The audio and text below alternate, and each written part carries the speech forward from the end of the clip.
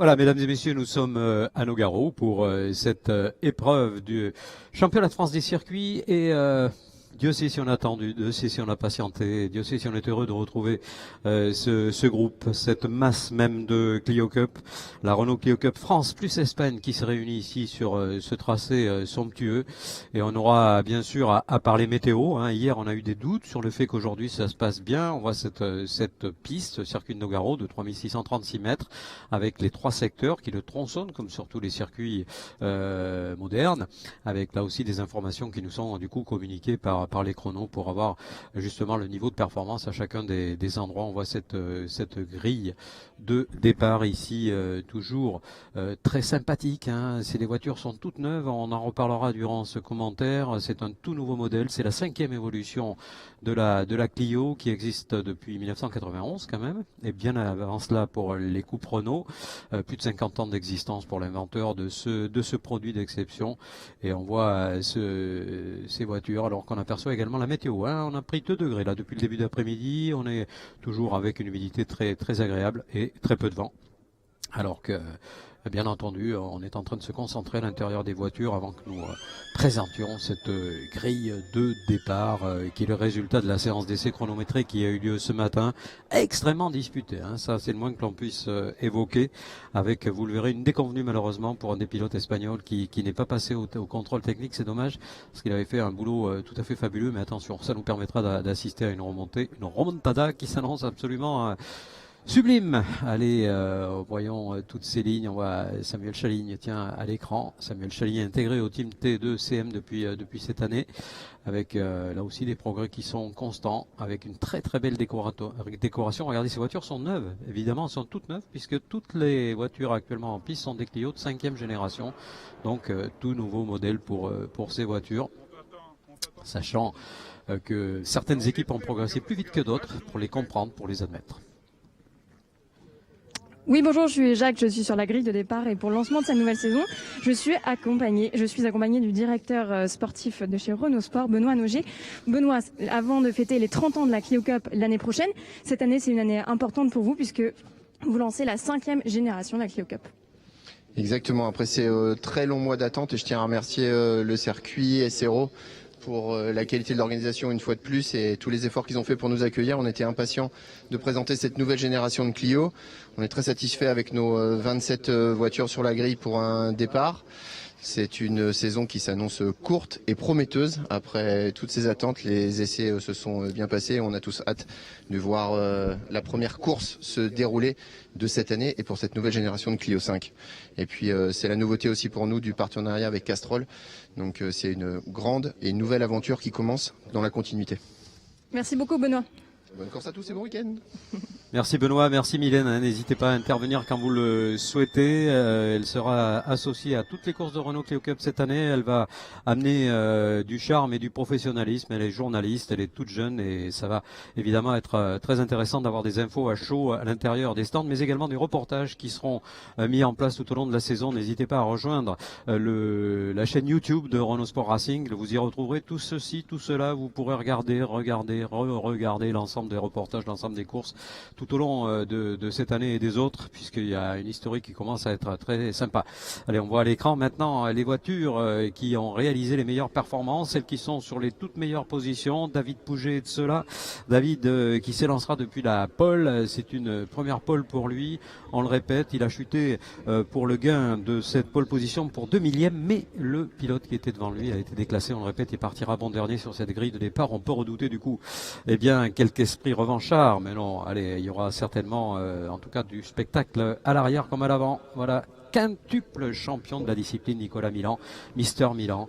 Respect, Monsieur Milan, pour votre parcours sportif avec toujours autant de gentillesse, de sympathie. Quelqu'un que nous apprécions énormément. Hein. Sa maman également et un petit coup de rétro également sur la disparition de son papa. On revient sur cette grille de départ avec Alexandre Albouy, l'Aveyronais, le Ruténois, qui a réussi donc un parcours chronométré absolument exemplaire. Très vite compris le fonctionnement de cette voiture. Alexandre qui sera sans doute un des sérieux candidats à la victoire cette saison. Alexandre, que l'on aperçoit dans sa voiture, décontracte, hein, il est, quand c'est déjà fait comme ça, c'est bien, parce que ça veut dire quelque part qu'on est dans le coup, qu'on est dans le rythme. Alors après la course, c'est la course, hein, il peut se passer plein de choses évidemment. Belle performance également d'Anthony Jurado, c'est le moins que l'on puisse dire. Le voilà, Anthony, c'est un gros attaquant, un furieux, un redoutable, et je pense qu'il est déjà dans le match, Anthony. Je connais un petit peu et je suppose que dans sa tête, il se dit, je veux même pas rester là trop longtemps, je vais essayer de ne pas laisser partir des lièvres devant et essayer d'avoir un maximum de réussite naturellement à l'occasion de cette course. L'évacuation totale de la piste est demandée. Romain Beauclerc, voilà la nouvelle génération. Romain, ex-pilote de F4, très très jeune Romain, avec là aussi une nouvelle équipe. Ça fait plaisir parce que c'est bon signe, ça aussi. BRS Racing Team, que l'on salue pour leur bonne idée d'être venu nous rejoindre dans la tribu, on appelle ça comme ça, parce que lorsque la course est finie, eh bien, on se retrouve tous et on discute et on passe de très très bons moments. Ensuite, cette grille de départ très nombreuse, hein, j'espère qu'on pourra aller jusqu'au bout parce que tout le monde mérite d'être cité au moins une fois. On y retrouvera en tout cas Mathieu Lanpoudinx. Mathieu Lanpoudinx est un pilote qui habite à Aire-sur-Adour, c'est-à-dire qu'il est à quelques encablures d'ici, pas très loin évidemment de ce tracé. Donc, vous imaginez qu'il le connaît plus que bien.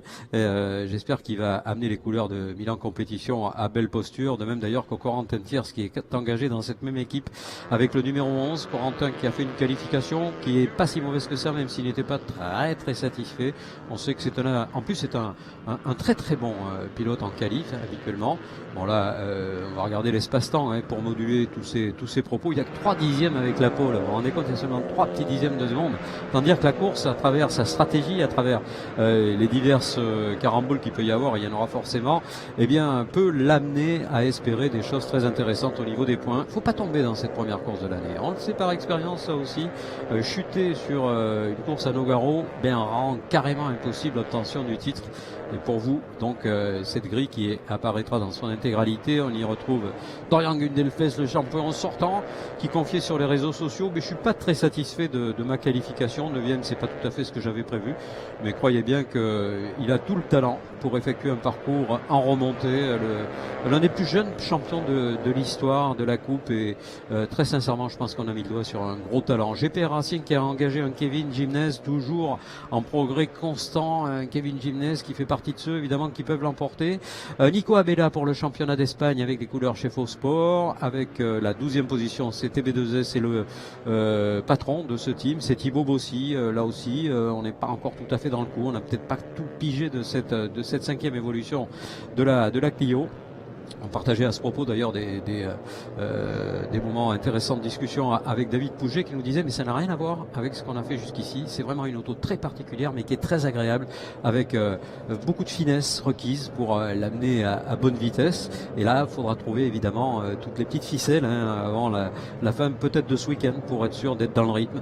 On va s'arrêter un peu sur la 13e position de la numéro 60 couleur GPR Racing. C'est la très jeune Dorian Pin, une des plus jeunes de l'histoire. 16 ans seulement pour cette gamine. Non, c'est une adolescente, mais voilà, un petit bout de bonne femme qui, vous allez le voir, est quand même incroyablement douée. Elle a désiré participer à des championnats monoplace. Bon, elle s'est retrouvée ici. C'est pas tout à fait ce qu'elle espérait, mais on sait qu'elle a pris beaucoup de plaisir à découvrir cette voiture.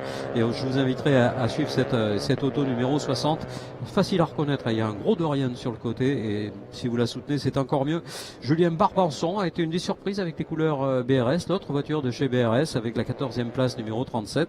GPR Racing ensuite pour Clément Checuti, GPR Racing toujours pour Franck Niclot. Laurent Ziadus, transfuge et dominateur de la catégorie Twin Cup, se retrouve 17e. Javier Cicuendez, le pilote espagnol, s'élancera depuis la position 17e, 18e même. 19e pour la place occupée par Jérémy Bordagaray, un petit peu plus loin TECM, donc pour la 3e composante de cette équipe. Un petit peu plus loin, on trouvera Rivals, on trouvera Chahine, on trouvera Carré. Là, c'est des qualifs assez difficiles pour cette équipe. Carpon 5 qui revient, qui constitue le 7e titre présent sur cette grille de départ. Mais là, ça remonte un peu. C'était en 1989, juste après celui de Bernard Castagnier. LR Performance pour Fabien Julia, ce sera la 24e position. Ensuite, James Sport pour Faye, Hernandez, Rodrigo. Et je vous invite à suivre la remontée attendue d'Isidro Caliras, qui a été déclassé, on vous l'a dit, qui partira bon dernier sur cette grille de départ qui est est en train de se mettre définitivement en place. C'est du bonheur que vont nous offrir ces pilotes de la Cup, et avec cette nouvelle voiture, avec ces ambitions qui sont toutes identiques, et sans doute le resserrement des valeurs devant, qui fait que, à mon avis, ça sera très difficile de s'échapper du peloton. Il va falloir fermer sérieusement les portes. David Pouget, vice-champion en 2019, il le veut, ce titre en Clio Cup. Il n'a pas pu l'obtenir encore, et c'est parti pour le départ de cette course. Très très bon départ de David Pouget, qui a failli être décroisé par son ami Nicolas Milan, et non mon adversaire évidemment, lorsque on est sur la piste. Voilà, à cet endroit il va falloir fermer un peu les portes, parce que sinon on peut se faire attaquer. Il faut découvrir cette auto en conditions de course.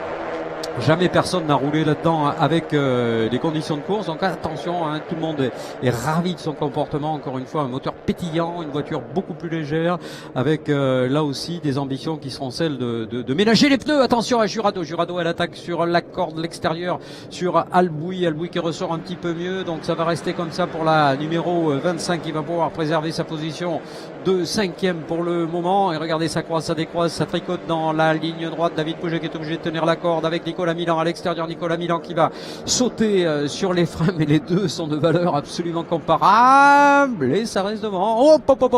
Ça reste devant pour David Pouget, mais ça a bien failli pour Nicolas Milan. Et là, c'est là qu'on voit l'expérience, hein. Normalement, si on est maladroit, ça ne passe pas, mais là ça passe, pas de problème. Et Jurado qui fait une course remarquable. Jurado depuis la 3e position désormais, débarrassé qu'il est d'Alexandre Albouy. Alexandre qui va tout faire pour rester dans ce rythme-là, à essayer de reprendre sa position légitimement obtenue à l'occasion des qualifications chronométrées de ce matin. Il y en aura d'autres demain d'ailleurs, et le groupe est formé. On vous l'a dit, hein, vous verrez, ça va être très difficile de s'échapper. Il va falloir faire une course sage. On nous disait que ici ce serait peut-être pas forcément si facile que cela de porter une attaque sans aller toucher son camarade, donc il serait bien étonnant évidemment, et la coupe nous a habitués à ce genre de situation, qu'on n'ait pas quelques touchettes avant la fin, ce qu'on ne souhaite pas forcément d'ailleurs, hein. Je sais pas ce que vous en pensez, mais je trouve que quand ça se fait à la régulière, c'est quand même beaucoup plus agréable. Milan, Pouget qui sont en train de s'expliquer, ça profite à Jurado par la corde, Jurado qui ne passera pas pour l'instant, voiture numéro 5 qui reste sagement à la 3e position. On a pris beaucoup de maturité pour un pilote qui était redouté à une époque dans les pelotons, parce qu'il était un petit peu hardi, on va appeler ça comme ça, et maintenant les choses sont rentrées dans l'ordre. Il sait qu'il a le rythme, il sait qu'on ne gagne pas une course sur un seul tour, donc voilà, de cette maturité il va tirer de la performance, c'est une évidence absolue. Regardez Alexandre Albouy, Alexandre qui a repris de la perf avec la voiture numéro 25, et Jurado qui est contraint d'attaquer un peu plus et d'aller rejoindre tout simplement le pare-choc de Nicolas Milan. Quel beau trio, quel beau quatuor, quel beau quintet, puisqu'à la 5e position on a un Mathieu Dan Poudin sur ses terres, absolument déterminé pour aller chercher une belle position. On a également à suivre les performances de ceux qu'on attend au virage, hein. C'est le cas des juniors avec Romain Beauclerc, qu'on a été surpris de voir arriver dans la Clio Cup. Romain qui est un pilote de monoplace en championnat de France F4, et qui a la bonne idée, parce qu'il y a des passerelles mine de rien. Et l'attaque de Jurado sur Pouget, ça ne passe pas pour l'instant. L'attaque de Anthony Jurado qui a dû reprendre sa position, mais à regret. Je peux vous dire que là pour lui ça coûte évidemment que de ne pas essayer de forcer, parce que ça peut passer quand c'est comme ça, hein. On voit Milan qui est passé. Magnifique attaque de Nicolas Milan, extraordinaire attaque de Nicolas Milan. Le patron de cette catégorie est en train de retrouver, je dirais, quelque part les couleurs qu'on lui a connues il y a encore très peu de temps, 2 ans. L'an dernier, c'est vrai qu'il a fait un très beau truc, il a dû finir 3e du classement général, mais c'est pas tout à fait les places qu'il ambitionne et qu'il aime. Bien sûr, Nicolas Milan, c'est un gagnant, 5 victoires, personne n'a jamais fait ça, et puis je peux vous dire que personne n'est prêt à le refaire, hein, puisque aligner 5 succès consécutifs, peut-être Guillaume aurait pu y arriver, mais il a choisi de changer de catégorie. Tout droit, aïe, une voiture qui tape fort, c'est Chekuti qui malheureusement a abîmé la belle, et pas qu'un peu, hein. La voiture a tapé très violemment côté droit, donc là les cervicales, attention, il va falloir regarder évidemment côté médical qu'il n'y ait rien de cassé. Ça s'est produit à grande vitesse dans le virage de la ferme, un endroit où il fait pas bon sortir de la piste naturellement. Et à l'image on voit ça, voilà, safety car, très logique, très normal. On va d'abord s'assurer que le pilote n'est pas touché, n'est pas blessé, ralentir la meute, ce qui n'arrange pas, bien entendu, ceux qui avaient réussi à creuser l'écart. Pilote, ok, bonne nouvelle, très très bonne nouvelle. Mais Tchakuti, bien sûr, maintenant va devoir faire ses comptes et voir dans quel état est sa voiture, avec quel... il est déçu, évidemment, plus que déçu, je dirais même détruit, à l'image de sa voiture d'ailleurs qui, regardez, hein, a été touchée partout, et c'est là qu'on se félicite d'être à Nogaro, parce qu'il y a des pneumatiques. Il est déçu, hein. On l'est pour lui, parce que croyez bien que c'est un sacrifice financier important que d'acheter une voiture comme celle-là, même si c'est loin d'être les plus chers. Bien entendu, tout le monde a pas les moyens plus que cela, donc et ouais, il est parti tout seul en plus, hein. Je pense que il a voulu redresser une situation.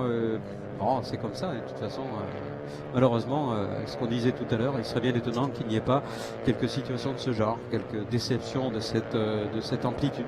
Et c'est vrai, quand on a vu ce pilote regarder sa voiture et en pleurer de désespoir, et bien on se dit, mince, on est très déçu pour lui. Alors bien sûr, il faudra regarder, parce que quelquefois c'est plus impressionnant que véritablement dramatique au niveau technique, hein. Maintenant, cette auto était tellement belle, c'est vrai que ça fait mal au cœur. Lui, ça va lui faire mal au cœur et au porte-monnaie, donc ça c'est jamais très agréable. Allez, il est dans l'équipe GPA Racing, tout le monde va s'y coller pour qu'il puisse rouler demain, pour qu'il puisse participer à la séance de qualification. S'il n'y a pas de problème, et là bien sûr José Garrido va vérifier qu'il n'y a pas de problème de sécurité, il n'y a pas de raison qu'il ne puisse pas participer aux qualifications demain matin. Le temps de sortir cette voiture du bac à gravier, de la situation inconfortable de ce pilote. Voilà, vous voyez qu'il y a des systèmes HANS qui sont adoptés depuis pas mal d'années maintenant. C'est une espèce de dépolière là en carbone qui font que, en cas de choc violent comme en a été victime ce pilote, bien, la tête est arrêtée en fait avant d'aller toucher les bords du siège ou de la carrosserie. Système qui a certainement permis d'éviter des accidents graves. Allez, pour l'instant, pas de choc plus que cela au niveau physique, hein, c'est tout ce qui compte. Le reste, évidemment, on le réglera toujours. Et on voit Mathieu Lanpoudinx là qui passe une position plus qu'intéressante. Il est 5e, Mathieu. Romain Beauclerc 6e, Kevin Gimnes 7e. Dorian Gundelfels n'arrive pas pour l'instant à trouver la bonne sensation. Il est pointé à la 8e position, le champion sortant. Thibaut Bossy est revenu 9e. D'où partait-il, notre Thibaut national? Il partait à la 12e place. Donc voilà, je pense qu'on est en train de progresser dans le team TB2S qui a amené le titre à Gundelfels l'année dernière. Et donc fidélité normale que de repartir avec eux. Et on voit le safety car là qui est toujours feu allumé, c'est-à-dire qu'il va refaire un tour au moins. Et voilà, le team espagnol VRT, dont on sait qu'ils sont particulièrement valeureux, c'est à plusieurs reprises qu'on les a vus occuper des très belles places dans le championnat d'Espagne, qui va s'étoffer au fil des courses. C'est vrai que pour l'instant, il n'y a pas énormément de voitures, mais on sait qu'il y a pas mal de commandes en cours, de pilotes qui attendent de voir un petit peu ce que va donner la crise sanitaire. Au-delà de ça, bien sûr, et on souhaite que ça va venir rapidement. On nous dit, voilà, c'est fini, on a trouvé ce qu'il faut. Je pense que là, la Clio Cup va exploser au niveau international, parce que voilà, c'est un produit qui a un ratio entre le coût d'exploitation et l'usage qu'on en fait, qui est inégalable. Le plaisir qu'on y prend, là vraiment le ratio est très très favorable. D'autant que Renault Sport a créé quelque chose d'assez inédit, pour pas dire complètement inédit, c'est-à-dire que cette voiture, avec l'achat et l'acquisition d'un kit, peut se transformer très rapidement en voiture de rallye ou en voiture de rallycross. C'est-à-dire qu'à la limite, un pilote peut participer à quelques rallyes, faire la coupe, tout ça pour une somme très raisonnable. Donc voilà, je pense que là-dessus, Renault avait misé, et je crois que la réussite est au rendez-vous, tant mieux. Et voilà la belle que l'on va évacuer, avec toute la déception qu'on imagine pour ce pilote en plus. C'est vraiment sa première course dans la discipline.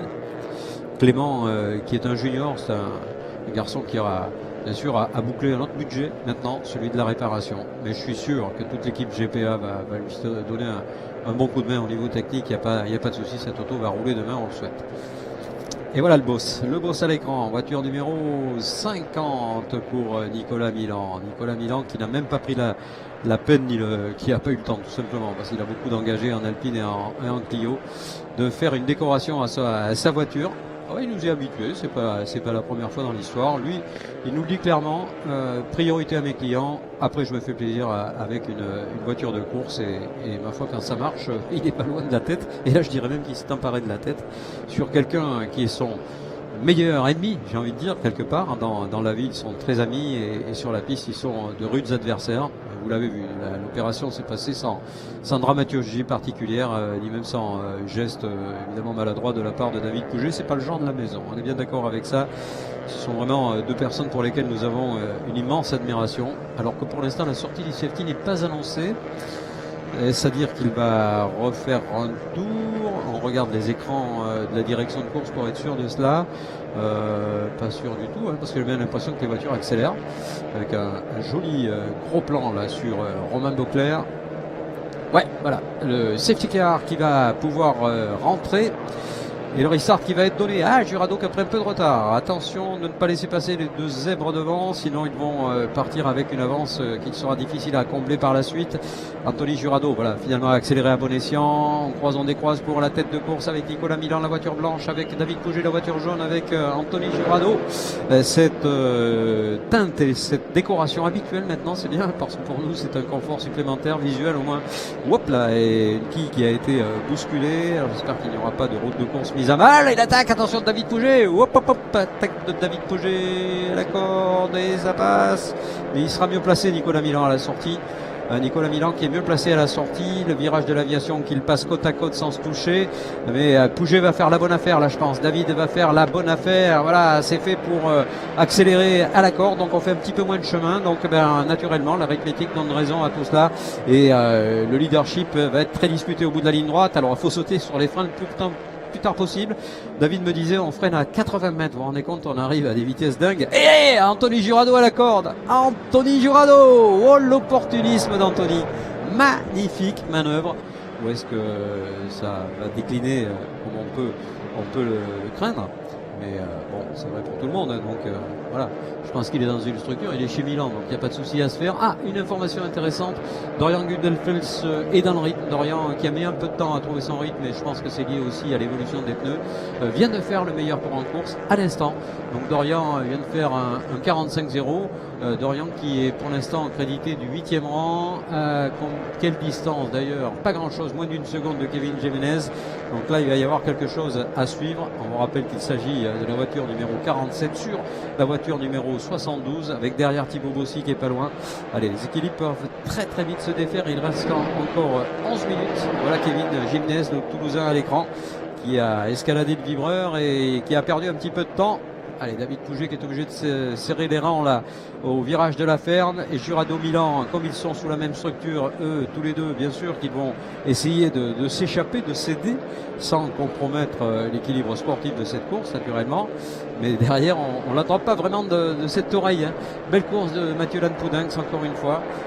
On répète qu'il connaît cette piste, mais ça n'enlève rien à la qualité de son pilotage. Jurado Milan, c'est chaud bouillant, et Milan qui va essayer de protéger un petit peu son poulain, chose qu'il fait actuellement.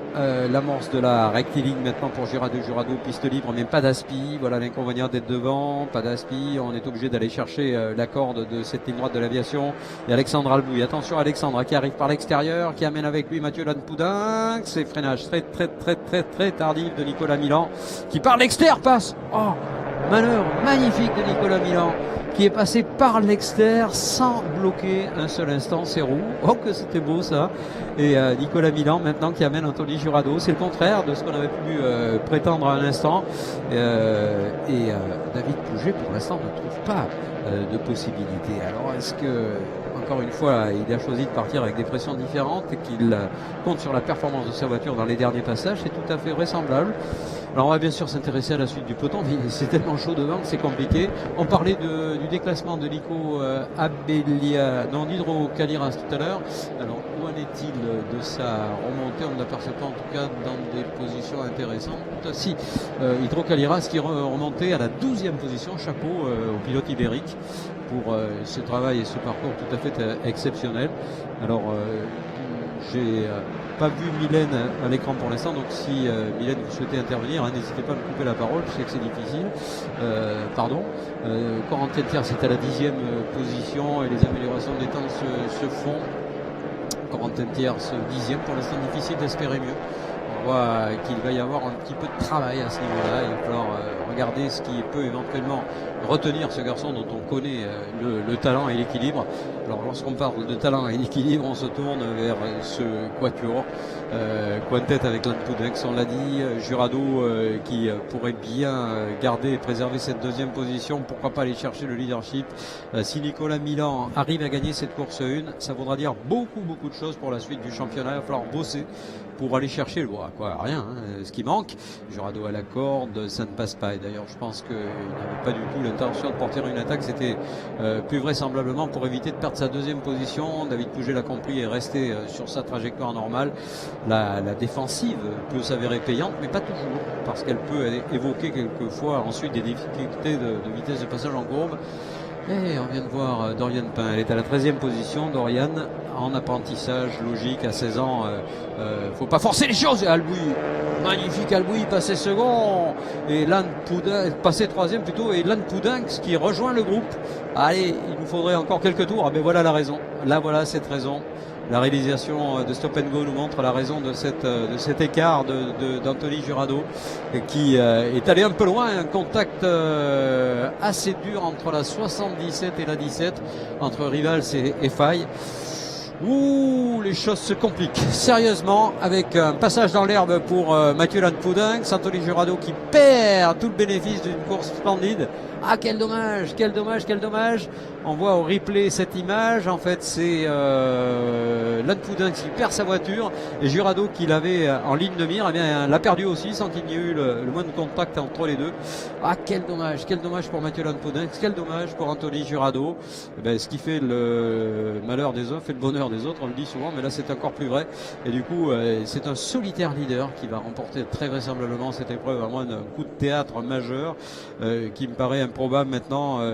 Peut-être Alexandre Albouy avec David Pouget pourrait s'entraider pour essayer de revenir sur Nicolas Milan. Alors est-ce que les pneus vont tenir jusqu'au bout avec la pression qu'on a décidé de mettre dans les balles au départ? Ça on le saura dans 6 minutes, 7 minutes pratiquement, et un tour. Et du coup on va regarder ce qui se passe derrière. Fameux Beauclerc, fameux Romain Beauclerc, fameux 4e position pour la première course en Clio. Fameux cette intervention, alors que Mylène me semble être à même de pouvoir intervenir. N'hésitez pas à le faire, n'hésitez pas du tout. Allez-y Mylène. Oui, exactement Jacques, je suis en pit lane et la voiture numéro 17 qui vient de s'arrêter. On va essayer de savoir ce qui s'est passé exactement. Allez-y. Je vais essayer de trouver le team manager pour avoir plus d'informations. Ok, je reprends la main et vous me coupez la parole quand vous le souhaitez. J'ai des infos. Voilà, merci Mylène. Donc devant, Nicolas Milan a pris une large amélioration du record absolu du tour, alors que le pilote Faye pourrait repartir après cet arrêt. Et à l'image Kevin Gimnez, lui aussi dans une très bonne posture, avec Kevin qui défend sa 5e position sur Dorian qui revient. Voilà, les apprentissages sont en train de se mettre en place et je pense que Dorian a mis un petit peu de temps, mais ça y est, je pense qu'il a pigé certaines choses et que maintenant les circonstances vont lui permettre de rentrer en confiance, et à mon avis demain pour la qualif ça va être une autre paire de manches. David Pouget se sent solitaire second et il pourrait rester à cette place. Mylène, vous avez des infos? Oui, j'attends que le pilote explique encore à son team manager ce qui s'est passé. Bonjour, qu'est-ce qui s'est passé en piste? Expliquez-nous. Mais l'entente franco-espagnole en a pris un coup aujourd'hui. Ça fait plusieurs tours qu'on me fermait la porte. Les pertes de Beauclerc quand même, c'est Pouget qui vient de faire le meilleur tour en course. Les alternances sont multiples à chaque tour. Il y a un nouveau leader au niveau des performances chronométriques pures. C'est pareil pour Albouy, il améliore ses passages. C'est pareil pour Romain Beauclerc. Donc rien n'est encore complètement définitif.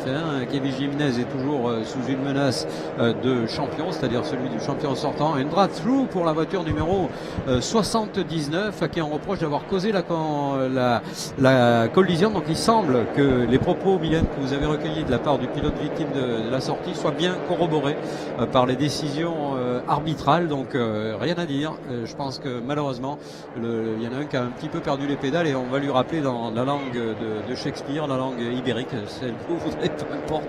Et ce qu'il faut, c'est surtout ne pas mettre la mauvaise ambiance. C'est toujours préjudiciable à la suite. Allez, la suite et la fin dans 3 minutes et 44 secondes plus un tour, et pour l'instant la domination du quintuple champion de la discipline. Une domination qu'il a fallu acquérir de haute lutte. Ça ne s'est pas fait comme ça du tout. Alors qu'on voit le drive-through opéré par la voiture qui a été mise en cause dans cet accrochage. Mylène ? Si vous avez des infos, n'hésitez pas à prendre le dessus. Alors qu'à l'image, on aperçoit toujours la numéro 72, Kevin Gimnez, qui réussit à rester à l'avant du champion en titre, ce qui en soi est une performance déjà remarquable. On l'a dit, Kevin a progressé au fil des ans, le Toulousain, contre Mulhousien. On n'est pas originaire des mêmes régions, mais on a la même passion pour le sport automobile et la même envie de performer. Nouvelle amélioration du record du Tour pour David Pouget, et là, il va exploser le record du Tour. Ça, c'est intéressant, je pense, parce que c'est une information qui nous permettrait peut-être d'envisager un retour de Pouget sur Milan avant la fin de cette épreuve. Ça se passe devant, bien sûr. Pouget la 15, Milan la 50, et pour le moment, on le répète, donc ce retour de Pouget. Maintenant, est-ce que ça sera possible? À l'écran, on voit ces deux voitures. Il va rester 3 tours, si je ne m'abuse. Il va rester 3 tours, donc ça reste... attention, il va falloir être très très vigilant. Très très vigilant sur la suite. Et toujours Albouy. Étonnant, étonnant, pas vraiment d'ailleurs, on savait qu'il était vite, mais là il est très vite maintenant, c'est ça finalement, c'est dans la puissance du qualificatif qu'il faut moduler maintenant et lui accorder vraiment, non pas encore tout à fait des lauriers, mais des possibilités de gagner des courses cette saison, et pourquoi pas d'être un candidat au titre pour ce championnat. Alexandre Albouy, vraiment à l'aise dans cette voiture, à l'aise dans cette équipe, dans laquelle il a pu recueillir beaucoup d'informations sur les progressions qu'il a assurément réalisées. Et Romain Beauclerc, épatant. Romain, franchement, c'est un grand jour pour lui, je pense, quelque part, puisque transfuge de catégories tellement différentes, eh bien, il réussit à aller dans cette catégorie et à y briller, ce qui n'est pas simple, parce que tous les pilotes qui un jour ont essayé ici ou là de se frotter au cadre de la discipline ont dit oulala, c'est vraiment très difficile de concourir. Du coup, on s'intéresse à ce que fait notre ami Jean-Louis Carponsa, parce que Jean-Louis, ça n'est pas lui faire offense que de dire qu'il a dépassé, je crois qu'il a 69 ans, et qu'il a été victorieux en 89 de cette même discipline. Mylène, vous avez des propos intéressants, je pense. Allez Mylène, si je pense à Anthony Jurado. Oui, je suis avec Anthony. Anthony, vous étiez plutôt bien au début de course. Qu'est-ce qui s'est passé exactement? Il s'est passé que j'étais pas trop mal et David Pouget a eu l'idée de me pousser dans la fin du Dunlop en pleine charge, ce qui est hyper dangereux. Je sais pas qu'est-ce qui s'est passé, je suis arrivé dans le S du lac, elle est partie en 2 roues, j'ai tiré droit pour éviter de faire un carambolage derrière et j'ai abandonné. Amortisseur cassé, tout qui est tordu. Voilà, super. Pour cette première course de la saison, évidemment. Je voudrais une revanche, c'est pas grave. On dit qu'à Nogaro, c'est le moment pour marquer les points. Voilà. Non, il n'y a pas besoin. Ça se fait sur le long terme. Ah bah, on espère pour vous. Merci. C'est ça, merci à vous. Merci Mylène, merci Anthony.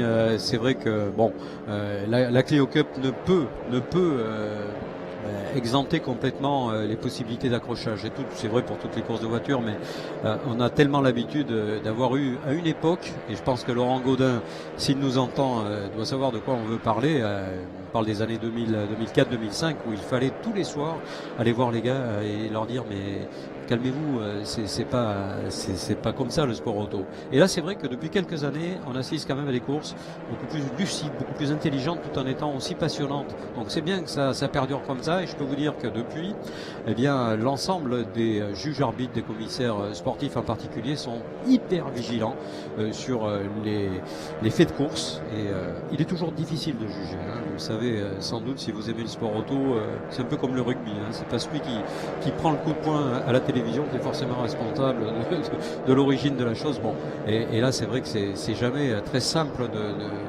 d'avoir un jugement justement sur un fait de course. Bref, on n'est pas là pour ça d'ailleurs, et il y a des gens qui le font très bien, donc on va bien sûr leur laisser le soin de juger de ce fait-là également. Alors que le fait marquant maintenant, c'est qu'on arrive à 2 tours de l'arrivée. On est à 2 petits tours et ce sera l'arrivée et la première victoire de cette saison pour un Nicolas Milan ou pour un David Pouget. C'est entre les deux que cela va se jouer. Et je sais que David Pouget, dans le dernier tour maintenant, a compris qu'il lui serait quand même particulièrement délicat. Alors il y a quelque chose qui paraît quand même improbable, c'est une erreur de Nicolas Milan. Ça n'arrive jamais, ou alors C'est vraiment sur des problèmes techniques, mais c'est vraiment quelqu'un qui, lorsqu'il a son auto comme il l'a en main actuellement, sera très très difficile à rejoindre. Regardez les appuis de cette voiture, c'est extraordinaire. Dans Copen, elle est vraiment collée au sol. On lève un petit peu la patte à l'arrière, mais ça c'est joli pour le spectacle. Et voilà, la victoire de Nicolas Milan ne saurait échapper au quintuple champion. Maintenant la numéro 50 qui va aborder pour la toute dernière fois cette rectiligne du circuit de Nogaro. Demain il y aura une autre course, il y aura un hommage, on en parlera. On va passer beaucoup de temps à évoquer cet hommage que l'on se doit de rendre ici, en particulier à quelqu'un, voilà, que vous connaissez peut-être et sans doute, et on va évoquer son nom demain, et seulement demain, et c'est une course que l'on dédie complètement à ce garçon. Restez bien à l'écoute, demain on parlera de lui. Alexandre Albouy à la 3e position, magnifique Beauclerc encore une fois. Nicolas Milan, David Pouget pour les 2 premières positions. On imagine évidemment que la satisfaction va régner dans le camp d'Alexandre Albouy, qui fait une opération tout à fait remarquable, alors qu'on voit les explications avec Thibaut Bossy dans le groupe. Et pour les autres catégories, parce qu'il y a 3 podiums en fait qui vont être organisés dans quelques instants, on évoque le 3e rang dévolu en catégorie gentleman à Mika Carré. Mika qui s'offre le premier podium de cette saison. La 2e position qui va revenir donc à Franck Niclot. Bien vu pour Franck. Franck Niclot, donc 2e des gentlemen, et le leadership donc pour cette catégorie. Et là, c'est bien parce que c'est sa première participation. C'est Laurent Ziadus qui aura surpris tout le monde, sauf ceux qui connaissent la performance qui était la sienne en Twin Cup, et la victoire de Nico Milan, voilà, qui salue les commissaires. On n'oublie pas évidemment un petit coucou à tous les commissaires. Pareil pour David Pouget, idem pour Alexandre Albouy. Là on a 3 grosses pointures qui inscrivent les premières lignes du palmarès de la Clio dans sa version numéro 5. Donc à suivre de très près, en particulier pour la qualif de demain, où il ne serait pas du tout étonnant d'avoir de grandes surprises sur le travail qui va être immanquablement effectué pour essayer de comprendre pourquoi ça marche un peu moins que ces 3-là. Et on pense bien sûr à des gens comme Gundelfels, pour l'instant 6e, ce qui est dans les gros points, hein, on n'a pas d'inquiétude là-dessus. Anthony Jurado, c'est pareil, ne va pas baisser la garde ni les bras. On va détendre cette voiture, on va pas avoir beaucoup de bobos, je crois pas. Et bien sûr parler des juniors, il y en a de plus en plus.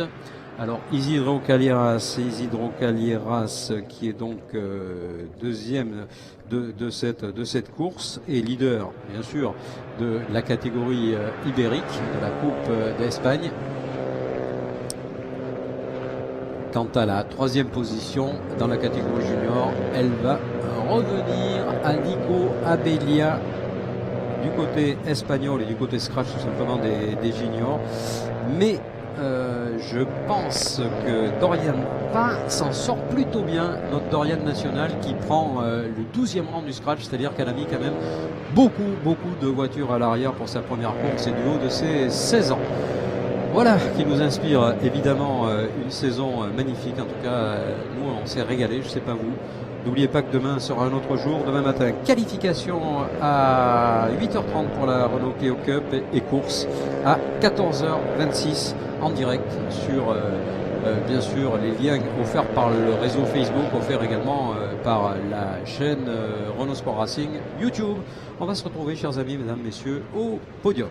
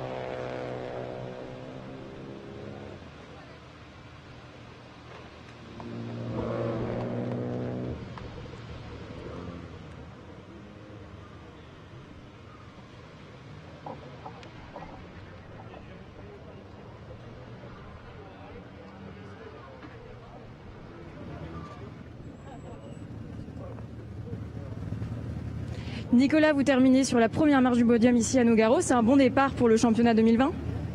Ouais, c'est clair. Pour moi, c'est le meilleur départ qui soit. Et en plus, j'ai une bonne petite baston avec David. Et je regrette un peu qu'Anthony soit un peu raté la mi-course. Là, je sais pas trop ce qu'il a fait. Donc, on verra demain comment ça se passe. Qu'est-ce qui s'est passé exactement entre vos deux voitures ?